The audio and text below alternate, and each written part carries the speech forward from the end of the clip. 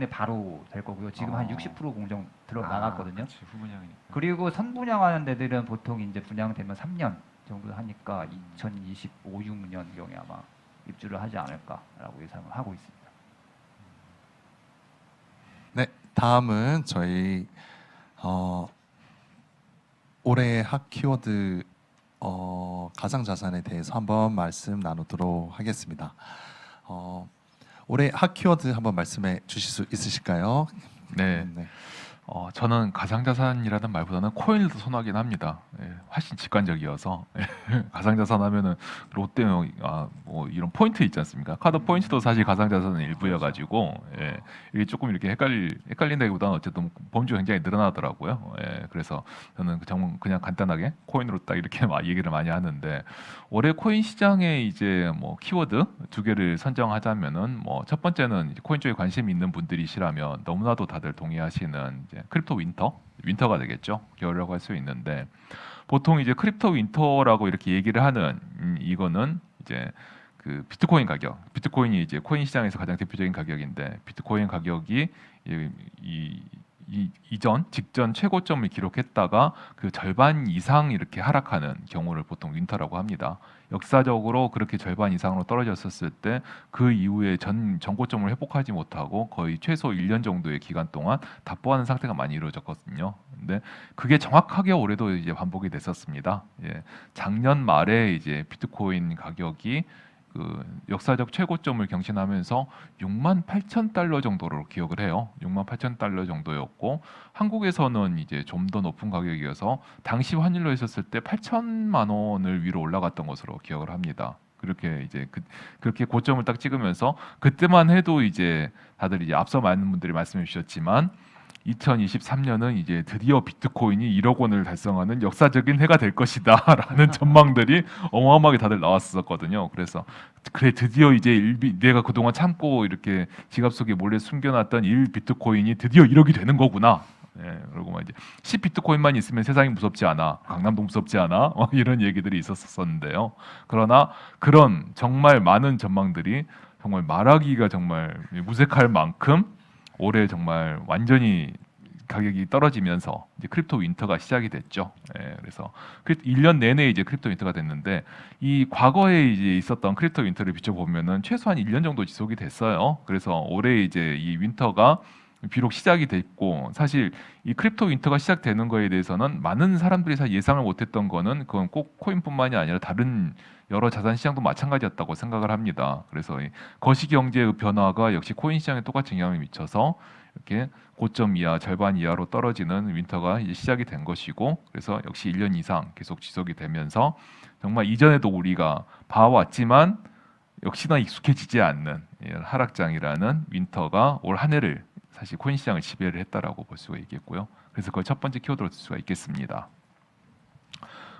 두 번째 키워드는 그래서 두 번째 키워드는 이제 예전에도 역시나 있었긴 합니다만 그래도 올해 또 코인 쪽에 관심 있으신 분들이 정말 많이 들으시면서 가슴을 치면서 들으셨을 파산입니다. 역시나 없네요. 웃을 수가 없어요. 웃으면서 말하면 안 되는데 슬퍼하면서 말을 하는 걸로 약간 표정 관리를 좀 해보겠습니다. 울면서 얘기하는 걸로 파산인데 사실 코인 같은 경우는 너무나도 흥망성쇠가 명확하고 그리고 이제 고점과 저점과의 차이가 정말 크기 때문에 변동성이 그만큼 크다는 거죠. 그렇기 때문에 파산이라는 단어가 아예 그렇게 낯선 단어는 아니에요. 왜냐면 그래서 과거에 이제 비트코인 가격이 이 고점을 했다가 떨어졌을 때도 역시나 파산이 꽤 많은 작용을 했었었고 뭐 2013년을 기억하는데 뭐 전 세계 최대 가상자산 거래소였던 마운틴 곡스가 이제 해킹에 의해서 파산을 하면서 비트코인이 그 당시 아마 1,000달러였을 거예요. 1,000달러였다가 정말 거의 뭐 절반 이하로 떨어져서 100달러 정도까지 한번 내려간 적도 있었습니다. 그래서 파산이라는 게 익숙한 아예 낯선 단어는 아닌데 하지만 그렇다 하더라도 올해의 파산은 정말 그 역사적으로 정말 기록할 만한 사건들이 너무나도 많았었죠. 빈번했었죠. 특히 이제 크립토 윈터가 시작되면서 이제 누구나 다들 약세장이어서 아이고 이제 별로 좀 올해 뭐 비트코인 가격이 그렇게 많이 오르진 않고 그냥 가겠구나라고 하는 생각에 이제 앞서 말씀해 주신 것처럼 정말 강렬하게 뒤통수를 빡친 사건이 바로 5월달에 있었던 루나 이 테라의 몰락이었는데요.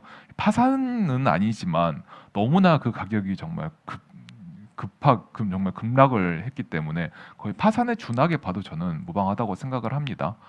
특히나 이제 루나 같은 경우는 이제 이 개발을 한 이 창업자가 이 코인 쪽에서 이제 창립자라는 말을 씁니다. 왜냐하면 회사를 만든 게 아니기 때문에 이 창립자가 이제 한국 분이어서 권도영 씨죠. 이제 많은 분들 아시겠지만 권도영 씨여서 특히나 국내에서 더 그 충격이 큰 것 같은데 루나가 이제 그러니까 그 테라가 몰락을 하면서 그때 다시 또 비트코인이 거의 3만 달러 정도에서 15,000 이 정도로 해서 한 번 절반이 더 떨어져요. 예, 5월달에 이제 그 차트를 보시면 아시겠지만 절반 정도가 또 날라갔습니다. 그래서 이제 지지부진하겠느라고 생각하시던 분들이 이게 뭐야? 가지고 또 화들짝 놀라는 일이 발생을 했었었죠. 그렇게 시작된 파산이 이제 어찌 보면은 지금도 이제 뭐 11월 달에 있었던 전 세계 3위 가상자산 거래소인 FTX가 파산을 했는데 이것도 잘 찾아보면 거의 그 루나에 거기서 이 도화선이 불이 붙어서 계속되고 있다라고 볼 수가 있어요. 그래서 FTX도 이제 11월에 이제 파산을 하면서 이것 또한 엄청나게 큰 영향을 줬죠. 큰 충격을 주면서 거의 가상자산 시장에서 특히나 FTX 파산 같은 경우는 시장 자체에 큰 영향을 줘요. 시장에서 이제 유동성을 이제 줄여버리는 시장의 전체 규모를 줄여버리는 그런 영향을 주면서 코인 시장이 더 이제 악재가 됐었던 거고 또 이 루나와 FTX의 파산과 계속 연계가 되면서 이제 그 3에로 캐피탈이라고 하는 전 세계에서 이 손꼽히는 이제 코인 벤처 캐피탈이 파산을 하고 그리고 그 다음에 또 전 세계에서 손꼽히는 이제 코인 대출 업체인 이 블록파이가 결국엔 또 파산을 하면서 코인 가격도 떨어지고 시장 규모도 그것보다 가격 하락보다도 훨씬 더 큰 규모로 줄어드는 이런 악순환에 빠지게 됩니다. 예, 그래서 정말 올해 코인 시장 같은 경우는 뭐 파산이라는 게 예전에도 있었지만 올해는 그 영향이 그것보다도 훨씬 더 큰 기록적인 해였다라고 볼 수가 있겠습니다. 그래서 이제 두 번째 키워드를 파산이라고 할 수가 있겠습니다. 그러면 질문을 하나 드리겠습니다. 네. 그럼 지금 파산이라는 키워드를 지금 선정해 주셨는데 그러면 지금 파산은 이제 다 정리가 된 건지 네. 아니면 아직 더 파산할 때가 네. 수두룩한지 좀 궁금합니다. 예, 파산이 사실 이제 파산 예고제가 있으면 참 좋겠는데 파산은 이게 예고가 있는 게 아니어서 그리고 뭐 예측 또 파산 예측제가 또 있다면 파산 예측 지수나 이런 게 있다라고 하면은 좀 더 용이하게 알 수 있겠습니다만 사실 또 그런 게 있지도 않고요. 그래서 추정을 할 수밖에 없는데 그런데 사실 그 루나의 몰락 이후에 3에로 캐피탈이 파산을 하면서 이제 아직 그 여진이 남아 있다. 시장이 정말 안 좋기 때문에 여진이 남아 있다라는 얘기가 많긴 했었어요. 근데 그때는 이제 그 루나의 이제 몰락 같은 경우는 이제 하나의 프로젝트가 이제 실패를 거둔 거기 때문에 어쩌면 이거는 이 실패가 이제 자양분이 될 수 있을 거야. 많은 분들이 또 그렇게 예상을 하고 또 사실 그렇게 되는 경우도 많죠. 하지만 FTX는 얘기가 좀 다릅니다. FTX 같은 경우는 아까 이제 잠깐 말씀드렸던 것처럼 이 가상자산 이제 자산 시장 거래 시장에 정말 심대한 타격을 준 파산 사례였어요. 그래서 정말 이게 조사한 결과에 나와 있는데 FTX와 그 계열사인 알라메다 리서치가 파산을 하면서 전 세계 암호화폐 시장의 유동성의 절반이 날아갔습니다. 유동성, 리퀴디티의 절반이 없어지면서 시장 자체가 그만큼 줄어든 거죠. 그래서 이 시장 자체가 줄어든 이게 이제 조금씩 회복됐다라고 할까요? 조금씩 더 늘어나고 있긴 한데 그리고 이제 이 늘어나는 이 유동성을 또 사실 누군가는 또 차지하고 싶어서 다른 거래소들이 이제 새로 확장하고 막 이런 일이 일어나긴 하지만 어쨌든 줄어든 건 분명한 거고요. 그래서 그만큼 여진이 더 크고 그래서 FTX와 알라메다 리서치의 파산 그리고 그 이후에 여파로 해서 블록파이가 파산을 했죠. 그리고 그 이후에 시장의 악화와 함께 더 파산이 나올 가능성이 저는 더 높다고 생각을 합니다. 그리고 지금도 이제 뭐 FTX뿐만이 아닌 다른 거래소들도 FTX와 비슷한 문제를 가지고 있다라는 보도나 이런 탐사 보도나 아니면 이런 조사가 계속 나오고 있고요. 그래서 이 뭐 파산을 포함해서 이 모든 경우가 정리가 되려면 아직도 좀 시간이 좀 필요하고 내년까지도 훌쩍 넘어가지 않을까 예상을 하고 있습니다. 제가 그냥 저는 아직 그게 블록체인 그 코인에 대해서 아직 깊게는 모르는데 그 주식에 보면 리스크가 제거가 되면 그게 회복선을 타고 오를 수 있는 그런 가능성이 코인 시장에도 있는지 아니면 지금처럼 그냥 저점으로 시장이 아까 줄어든 것처럼 그냥 그대로 거기서 그냥 왔다 갔다 하는지 그게 좀 궁금하긴 합니다. 일단 코인 시장에서 저는 리스크는 항상 안고 가는 거라고 생각을 하고요. 코인 시장에서 리스크가 제거되면은 그건 코인이 아니라고 생각을 하는 거기 때문에 예.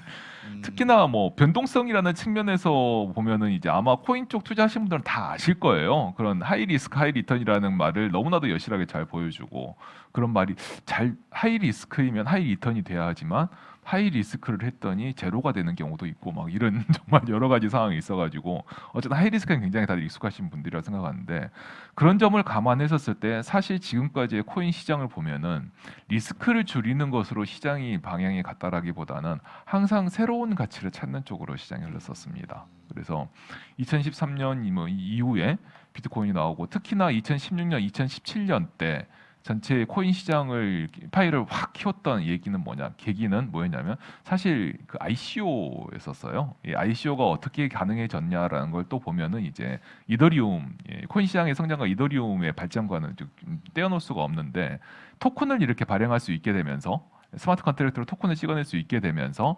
누구라기보다는 어쨌든 ICO를 할 수 있는 방법이 되게 쉬워지면서 확 성장했었고 그래서 ICO라는 새로운 새로운 서비스, 새로운 이런 그 기술의 발전이 코인 시장을 키우는 촉매로 작용을 했고요.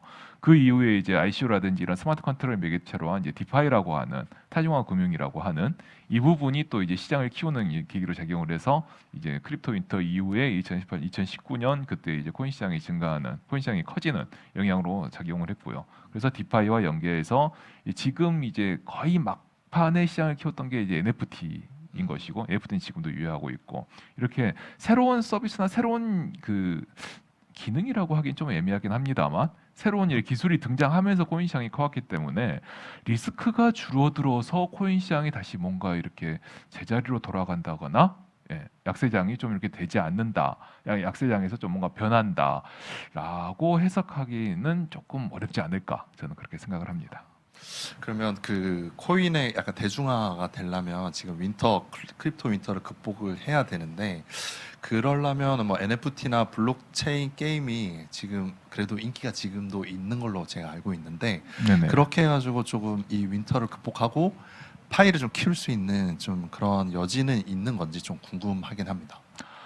항상 이렇게 말씀드렸처럼 새로운 기술이나 새로운 서비스, 많은 사람들이 이렇게 쓰는 새로운 것들이 나와서 코인 시장의 파이를 계속 넓혀왔는데 지금 그래서 이제 역설적이라기보다는 그래서 뒤집어 보면은 코인 시장에서 뭔가 새로운 부를 가지고 새로운 걸 하고 싶어하는 분들은 항상 그런 새로운 것들을 찾습니다.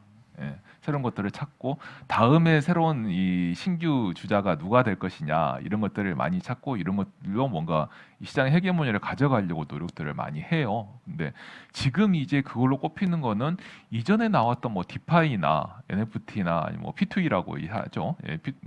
게임을 하면서 이제 이 코인을 보상을 받는 이걸 얘기를 하는데 이것보다는 가장 사실 좀 추상적인 게 아닐까 싶어요. 이제 이 개념에도 이제 논란이 좀 왈가불가 있는 웹3라고 하는 단어를 가지고 얘기를 하는데 웹3라고 하는 이제 이거는 뭐 간단하게 말씀을 드리면은 기존에 뭐 페이스북이라든지 뭐 구글이라든지 특히나 뭐 아마존 뭐 이런 걸 할 수 있겠는데 뭐 페이스북에서 열심히 내가 글을 올린다 하더라도 나는 보상 아무것도 못 받는데 나의 이런 여러 사람들의 활동으로 인해서 페이스북 주가가 확 뛰어서 뭐 이를테면 페이스북의 뭐 대주주들만 부자가 됐다라는 이런 것들, 이런 뭐 이제 앞서서도 잠깐 말씀 나왔던 빅테크 플랫폼들의 성장이 있지 않습니까? 거기에 대해서 이제 반발을 가지거나 이렇게 되면 안 된다라고 생각하는 분들이 사실 규제 당국도 있지만 실제 사업하는 분들도 있고 코인 쪽에도 있는 그런 분들이 꽤 많으시죠. 보면은 그래서 이거를 이렇게 이 웹2 이 빅테크 기업, 페이스북 같은 이런 기업들의 이 상승한 주가 상승을 이거를 다른 사용자들에게 돌려줄 수 있는 방법이 무엇이 있을까라는 것을 이제 생각하면서 나온 게 이제 웹3라고 할 수가 있고요. 그래서 이제 어떤 뭐 플랫폼이나 뭐 어떤 이런 커뮤니티 또는 이런 뭐 카페 이런 데에서 활동을 하면서 여기에 카페의 성장에 기여했다라고 하면 그 기여를 뭐 코인이라든지 이런 걸로 보상받는 이런 식의 형태들, 이런 식 형태들이 조금씩 나오고 있는데요. 아직까지는 근데 이 보상을 받는 구조라든지 그리고 이 보상에 있어서 공정하게 보상이 집행된다거나 아니면 이 보상이 뭐 넉넉하다거나 이런 게 아직 명확하지가 않아요. 그래서 이런 것들이 사실 명확해야 부담 없이 많은 사람들이 와서 이런 걸 잘 쓸 수 있겠는데 아직 거기에서 뭔가 뾰족하게 이렇게 성공 사례로 드러난 경우가 아직 없습니다. 하지만 여기에서 뭔가 뾰족하게 성공 사례가 드러난다라고 하면은 뭐 새로운 가능성을 보여주는 것이니까 이게 또 코인 시장의 성장의 촉매로 작용할 수 있을 것이라고 생각을 합니다. 그러면 제가 직접적으로 하나 물어보도록 하겠습니다. 제가 이더리움에 매우 관심이 있습니다. 이더리움이 지금 최저점이라는 이야기가 계속 나오고 있는데 이더리움을 지금 사야 너무 힘들지만 윈터지만 예. 그래도 관심 있는 투자자로서 이더리움은 어떻게 보시는지 좀 궁금합니다. 일단 이더리움을 여쭤보셨는데 이더리움을 포함해서 전반적으로 잠깐 말씀을 좀 드릴게요. 일단 그 내년 코인 시장에 대해서 전망을 하면서 빼놓을 수 없는 키워드 중에 하나가 이제 앞서 계속해서 반복됐던 비트코인의 반감기가 있고요. 그리고 이제 말씀드렸던 크립토 윈터가 있는데 크립토 윈터가 뭐 최소 뭐 한 1년에서 한 2년 정도라고 한다라고 하면 이 투자 시장에서 이제 투자 심리라는 거는 사실 다 미래에 일어난 일을 땡겨 쓰는 거에 다들 많이 관심을 가지지 않습니까? 그래서 크립토 윈터가 뭐 이를테면 뭐 내년 말쯤에 끝날 거다라고 이렇게 생각을 하신다라고 하면은 앞서서 이제 분명히 시장에서도 이제 활발한 활동이나 이런 게 보여서 가격이 어느 정도 반영이 되고 이렇게 될 거라고 생각을 하기는 하는데 네, 그래서 이 비트코인 그리고 특히나 또 비트코인 반감기 같은 경우는 비트코인의 개수가 늘어나는 개수가 계속 반씩 줄어들어요. 어찌 보면 주식시장에서 얘기를 한다면은 이거는 뭐 자사주 매입을 통한 유통 물량 감소 이런 것으로 좀 볼 수가 있을 것 같은데 그렇게 되면 당연히 이제 한 주당 가치는 올라가기 때문에 가격이 올라가는 효과를 기대할 수가 있겠죠. 그래서 이 두 가지만 보면은 내년 코인 시장이 뭐 그럭저럭 괜찮아지는 게 아니냐라고 예상을 할 수도 있긴 하겠습니다만 올해 초에 보였던 것처럼 코인 시장도 이 거시경제 변화에 따라 그 변화에서 무관할 수가 없습니다.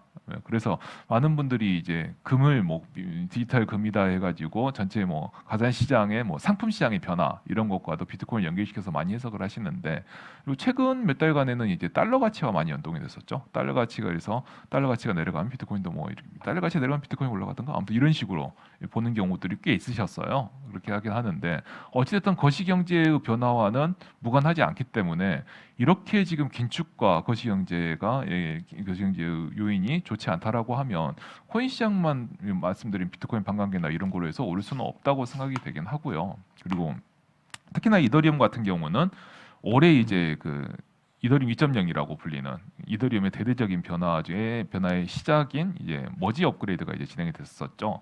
머지 업그레이드 같은 경우는 이제 이더리움의 시스템을 업그레이드하는 거여가지고 이더리움의 가격과 바로 직결된 업그레이드는 아닙니다. 하지만 우리가 뭐 어떤 회사가 있었을 때도 회사가 뭐 매출과 직접 영향이 되지 않지만 회사가 뭔가 이렇게 발전하고 뭔가 다른 구조를 가다듬는데 성공을 했다라고 하면은 다 이 회사가 좋아질 것이라는 기대가 있기 때문에 주가에도 이렇게 반영이 되는 거잖아요. 그래서 머지 업그레이드 같은 경우도 예상보다 굉장히 순탄하게 잘 이루어졌어요. 다들 이제 이 코인 쪽에서 좀 있었던 분들이 이제 이더리움 쪽을 보다가 이제 머지 업그레이드 진행하는 거 보다가 저것도 한 3개월 또 뭐 하다가 또 네트워크 멈추고 못할 게 뻔해 다 이렇게 많이들 얘기를 하셨었는데 생각보다 정말 딱 하루인가 이틀 만인가 멀끔하게 완성된 걸 보고 다들 너무 놀랐어요 정말. 아니 어떻게 이렇게 될 수가 있지? 코인 바닥인데 막 이렇게 얘기하고 막 그랬었는데 어쨌든 그래서 그게 잘 되면서 이더리움 가격이 조금 오르긴 올랐었죠.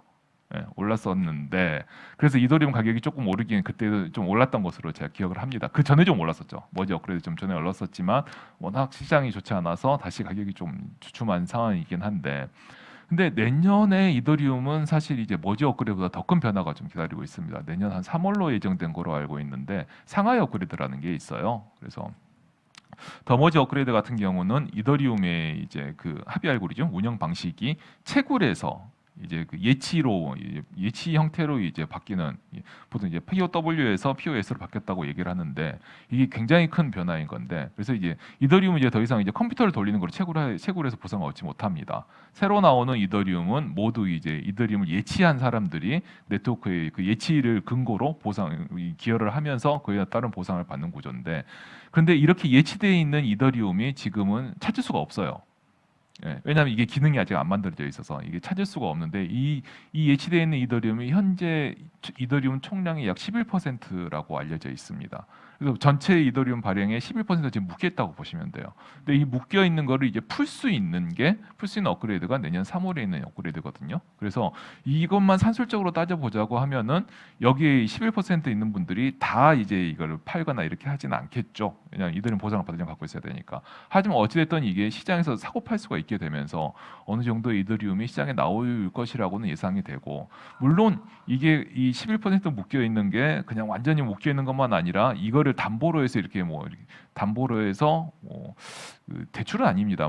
담보 증권을 통해서 증권 형태로 이렇게 사고 파는 게 또 있어요. 그렇게 해서 이제 팔리고 있긴 합니다만 그래서 무조건 이게 해서 11%가 전체 다 나오는 건 아니긴 한데 어찌 되었건 업그레이드가 되면 이게 좀 더 시장에 풀릴 가능성이 높아지는 거기 때문에 이 좀 뭐랄까요, 시장에 늘어나는 유통량이 늘어난다, 주식시장에서 유통량이 늘어난다. 네. 주식으로 따지면 그 보호의 수가 풀리는 거네요. 비슷하게 볼 수 있습니다. 무서운 예.